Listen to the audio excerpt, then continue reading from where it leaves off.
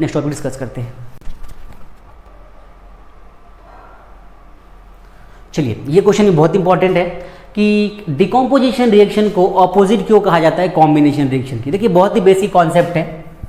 जब A be break होते हैं, किसमें, ए में और बी में, तो इसको बोलते हैं हम डिकम्पोजिशन। तो एक रिएक्टेंट ये ब्रेक हो रहा है दो अलग अलग प्रोडक्ट्स में, लेकिन जब एक से ज़्यादा दो अलग अलग रिएक्टेंट्स कंबाइंड होते हैं किसमें, एक प्रोडक्ट में, तो इसी को बोलते हैं कॉम्बिनेशन। सो रिएक्शन मतलब decomposition is just opposite of combination, because in decomposition reactions a single reactant is breaking down into multiple products, and in combination reaction मतलब multiple reactants combining to form a single product, इसीलिए इसको एक दूसरे के opposite कहा जाता है। Okay, मतलब कि इसमें एक से दो बन रहे हैं, इसमें दो से एक बन रहे हैं, ऑपोजिट रिएक्शंस हो रही है, इसलिए ऑपोजिट रिएक्शंस हो गए हमारे।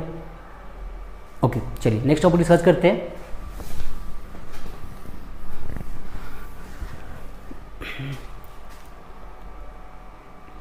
चलिए, क्वेश्चन नंबर 12 है, बहुत इंपॉर्टेंट क्वेश्चन है कि हीट, लाइट और इलेक्ट्रिसिटी के बेस पे हमें बताना है।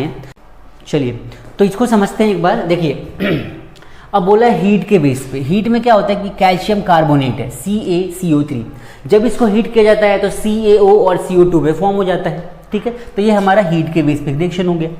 नेक्स्ट हमारा कौन सा है, लाइट। जब हम सिल्वर क्लोराइड को सनलाइट के प्रेजेंस में लेकर जाते हैं तो वो ऑटोमेटिकली क्या होता है, सिल्वर और क्लोराइड में डिकम्पोज हो जाता है। तो ये कौन सा हो गया, decomposition reaction with the help of light. Next one is electricity. Electricity के बेस पर रिएक्शन कौन सा होता है, देखिए ये होता है हमारा वाटर। ठीक है, अब एसिड को जब इलेक्ट्रिसिटी देते हैं, मतलब वाटर को जब इलेक्ट्रिसिटी देते हैं, तो ये क्या करता है कि ये H2 में और O2 में क्या होता है, अपने आप को डिकम्पोज कर लेता है। तो ये भी एक डिकम्पोजिशन रिएक्शन है, बट ये होता है it carried out with the help of electricity. So electrolysis basically बोलते हैं इस रिएक्शन को हम, इलेक्ट्रोलाइसिस रिएक्शन।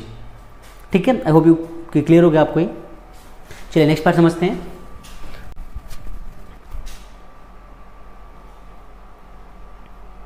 चलिए, अब यहाँ पे हम इससे बोला गया है कि what is the difference between displacement and double displacement reactions, right equations for these reactions. दोनों के लिए रिएक्शंस लिखनी है हमें। ठीक है, और दोनों में क्या डिफरेंस है। देखिए, डिस्प्लेसमेंट में क्या होता है कि एक highly reactive element less reactive element को डिस्प्लेस कर देता है।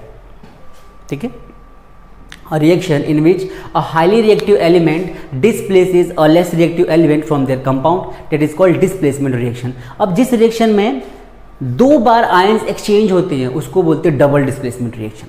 ठीक है, मतलब कि डिस्प्लेसमेंट जब दो बार होता है किसी रिएक्शन के अंदर तो उसे डबल डिस्प्लेसमेंट कहते हैं, एक बार होता है तो उसे बोलते हैं डिस्प्लेसमेंट। एग्जांपल समझिए, सपोज करिए हमारे पास क्या है, कॉपर सल्फेट है। ठीक है, और रिएक्शन किससे कर रहा है, आयरन से। तो क्या करेगा, आयरन इस कॉपर को बाहर निकाल देगा और क्या बनेगा, FeSO4 प्लस में Cu। ये हमारा हो गया डिस्प्लेसमेंट रिएक्शन। कौन सा हो गया ये, डिस्प्लेसमेंट। क्यों, क्योंकि यहाँ पे आयरन ने कॉपर को डिस्प्लेस कर दिया उसकी जगह से और खुद उसकी जगह ले ली। बट अगर रिएक्शन की बात करें हम, कौन सा, सोडियम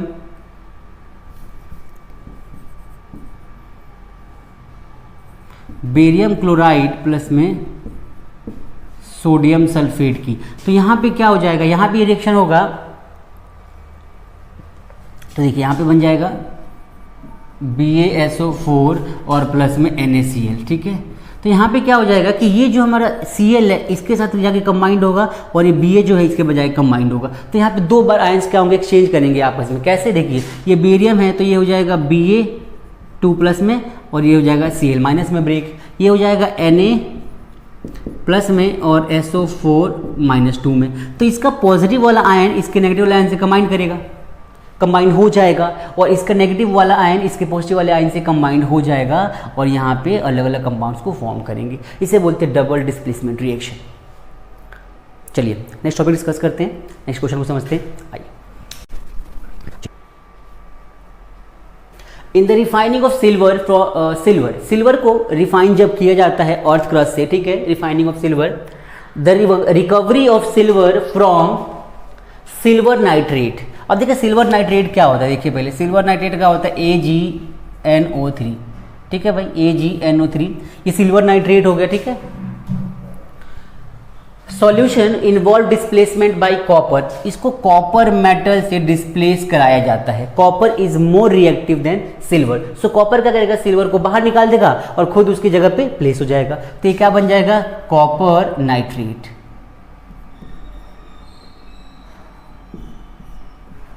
और प्लस में सिल्वर बन जाएगा। ठीक है, तो इस तरीके से इस रिएक्शन में क्या होता है कि डिस्प्लेसमेंट रिएक्शन होता है और सिल्वर हमारा रिफाइनिंग हो जाती है इसकी, ये हमें मतलब इसको हम एक्सट्रैक्ट कर लेते हैं अर्थ क्रस्ट से और हमें सिल्वर मिल जाता है। Write down the reaction involve, reaction लिख दिया हमने, आप लिख लीजिए, नोट कर लीजिए इसको यहाँ से। ठीक है, चलिए नेक्स्ट पार्ट डिस्कस करते हैं। हमसे बोला गया है what do you mean by precipitation reaction, explain by given example. हमसे बोला गया कि एक रिएक्शन का एग्जांपल दो जिसको प्रेसिपिटेशन रिएक्शन बोलते हैं। देखिए ऐसे रिएक्शंस जिसमें प्रेसिपिटेट फॉर्म हो, और प्रेसिपिटेट होते क्या है पहले इसको समझना चाहिए। तो प्रेसिपिटेट ऐसे कंपाउंड्स होते हैं जो किसी भी मतलब ऐसे सब्सटेंस होते हैं जो किसी भी रिएक्शन में इनसॉल्युबल होते हैं, डिसॉल्व नहीं होती हैं, उनको बोलते हैं प्रेसिपिटेट। ठीक है, मतलब कि किसी भी रिएक्शन में कुछ इनसॉल्युबल सब्सटेंस स्टोर हो जाते हैं जिनको बोलते हैं प्रेसिपिटेट, और जिस रिएक्शन में ये फॉर्म होता है प्रेसिपिटेट उसको बोलते हैं प्रेसिपिटेशन रिएक्शन। ठीक है, एग्जांपल देखिए इसका समझाता हूँ। देखिए तो यहाँ पे एग्जांपल की बात करें तो देखिए सिल्वर नाइट्रेट जो है ये NaCl से कंबाइंड होके AgCl बना रहा है, और सिल्वर मतलब कि सोडियम नाइट्रेट बना रहा है। Sorry, silver nitrate is combining with sodium chloride to form silver chloride and sodium nitrate. यहाँ पे ये जो है ना AgCl2 इसको बोलते हैं हम क्या, ये हमारा यहाँ पे प्रेसिपिटेट हो गया, इसको शॉर्ट में हम PPT भी कहते हैं। ठीक है, सो आई होप आपको समझ में आ गया होगा। दूसरा एग्जांपल आप यहाँ से ये ले सकते हैं समझने के लिए। ठीक है, कि बेरियम क्लोराइड जब रिएक्ट करता है सोडियम सल्फेट के साथ तो यहाँ पे क्या फॉर्म करता है, बेरियम सल्फेट प्लस में सोडियम क्लोराइड।